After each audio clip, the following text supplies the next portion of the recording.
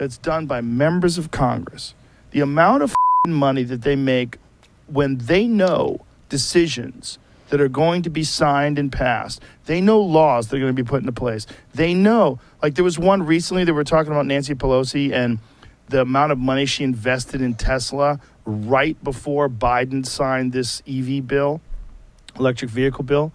It's like 1.2 million. Find out if that's true. It was like they should all have to put their money in trusts while they're in office that are done in mutual funds, index funds, things that are auto-generated buying and not individual stocks. Well, insider trading is against the law. Yeah. How is that not insider trading? Right. If you know that someone's going to sign a bill and that bill is going to be a massive boost to the electrical vehicle industry, just as an example, and you know that bill's going to be signed, so right before that bill's signed, you buy a load of stock in electrical vehicles, and then the next day or whenever it was, that bill gets passed, and then that stock goes up, and you make a ton of money. How is that not illegal? Well, if you're watching this segment, we were clearly able to bleep all those words. But the sentiment stands. The sentiment absolutely stands. Correct. Nancy Pelosi, I gotta say, I remember a poll from about a year ago. I'm not sure how much it still stands up, but 3/4 of Americans thought she should step down. She is already a deeply unpopular person. You know, a huge number of Republican attack ads sent to her, despite all the conversation about how it's all AOC's fault and the squad's fault that Democrats have low poll numbers. She has the audacity to publicly bristle at the idea that representatives, elected officials should not be able to inside trade based on legislative deals that are coming down the pike. And she's still standing. And it's somehow outrageous or a news item or anomalous seeming for Joe Rogan to be pointing out this obvious fact. I don't understand it. Yeah, I don't understand how it's not considered insider trading. And the only thing I can think of is because I guess they could make the argument that this is public information. So it's public that the bills are being discussed, that the bills are potentially going to be signed. Like all of that is available to us if we're going to actually go and watch C-SPAN all day and, you know, peruse through every single bill that the House and the Senate are looking at, and these committees and whatnot. So I suppose it's not non-privy information to the public, and maybe that's how they get away with it. But then I think, well, but Nancy would know. For example, with Nancy, it's plenty other lawmakers. It's not just her by any means.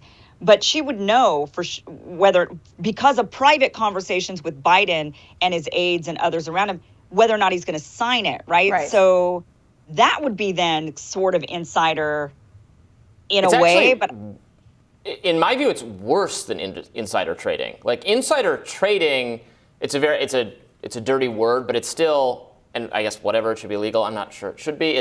But it's internal to the mechanism of the stock market, right? It's people like this is some external. This is the regulator. This is the entity with the monopoly on the legitimate use of force, the government, which gets to set the rules, and they have information. So they're outside the system, putting the rules in place for the system. Them having secret hidden information is far worse than people inside the system having some kind of information about it, right? I would more want to have what they're doing be illegal than insider trading.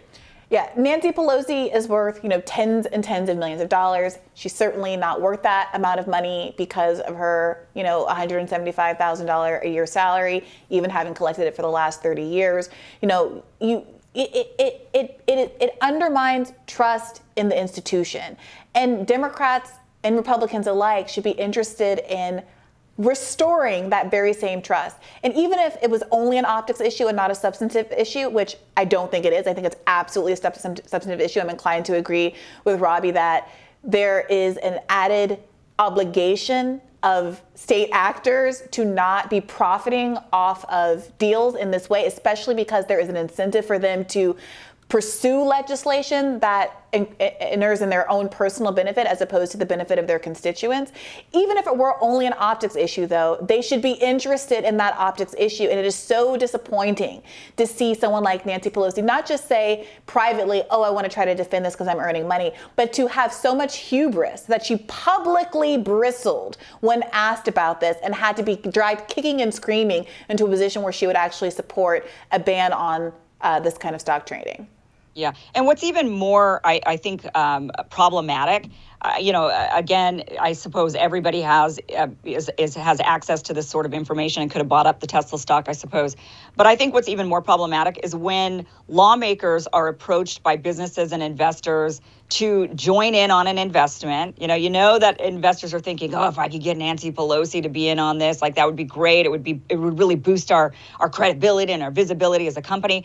And so they get somebody like Nancy or somebody else involved in their company, and then now they've got somebody on their team that not only has the visibility and the clout of being a lawmaker, but then they actually are a lawmaker, right? And then they go into Washington and they're starting to maybe, put into bills different little things here and there that are going to help maybe their personal investments. I think there needs to be more scrutiny and looking at that, the stuff that they're invested in prior to reaching their position, and then what they do with that, how they then behave as lawmakers and regulators once they're there. And I don't think we see very much of, I don't think we have much transparency on that. I mean, I would think it's illegal. It should be illegal. If it's not illegal, it needs to be. Absolutely. Yeah. Why isn't Absolutely. Yeah.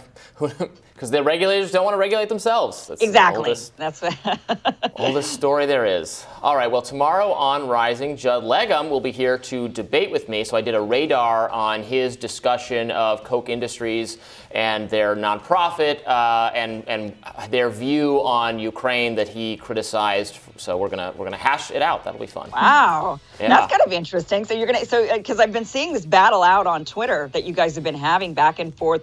So he's actually going to come on, and we invited him to come on, and he apparently said yes. So you love to see it. Yeah. Well, then totally. we're going to have Valencia Johnson and Amy Tarkanian here for our Rising panel, which should also be an exciting time. So don't forget to like, share, and subscribe. You know the drill, guys. Go ahead and do that so that you never miss an episode. And for those of you who love podcasts, here we are. Be sure to check out the podcast. You can take us now on the go wherever you are. So be sure to check that out. All right, guys. Thanks so much for watching, and we'll see you guys tomorrow. Bye-bye. Bye-bye.